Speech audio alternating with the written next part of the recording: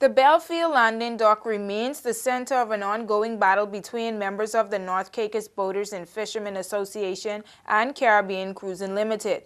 Directors of Caribbean Cruising Limited say they have been granted a 45-year lease on the North Caicos dock, and shareholder Thomas Ewing says that the allegations made by the NCBFA are purely envious. Caribbean Cruising as a service to North Caicos and Middle Caicos people, and we are finally now be operating on a private marina, and one day we have to move out of that marina. So we decided to seek something from Belfield Landing, which is closer to the people, and we came here, and there's a piece of land here. It's just about less than 100 feet wide, and we applied to the government for it. The government gave us to it. An application has been submitted to the Physical Planning Department for NC 934 and NC 935.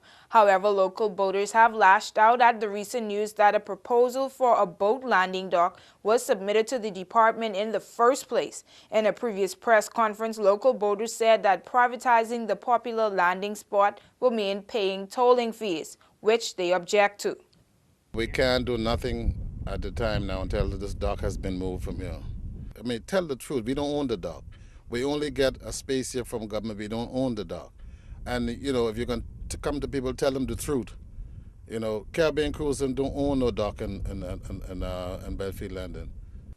Ewing says Caribbean Cruising has not been able to come to a solution to the escalating problem with the boatsmen because there have not been any talks between the two parties. A letter was recently submitted to the local boaters by the director of ports, Clinton Wilson, asking them to remove their vessels from the port. The warnings of that letter are being rejected by the local boatsmen. They went on press conference and they say what they had to say, but nobody said nothing to me. So we are right here now. We are waiting on planning permission, and as soon as they can move this dock from here, then we'll be ready to go ahead with construction. Ewing says the proposed application for the landing dock will encompass not only a dock, but a waiting and lounge area, a restaurant and bar, and a check-in point. Construction and dredging for the dock is currently at a standstill because of the objections. He says Caribbean Cruising Limited's contribution to the community outweighs the latest outbursts. We help the people of North Caicos, especially the school, because the school always say they ain't got the money. We help them. Any function coming out of your Caribbean Cruising participate in the function. And I mean, it really hurt my heart to see these fellas trying to paint a bad picture to the community. Okay, because this is a service that we operating for North and Middle, you know, and we expect our service to go smooth.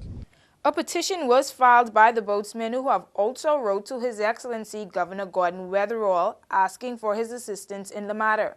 The boatsmen said they are currently in the process of delivering another letter, this time to the Physical Planning Board, asking them to reject the application.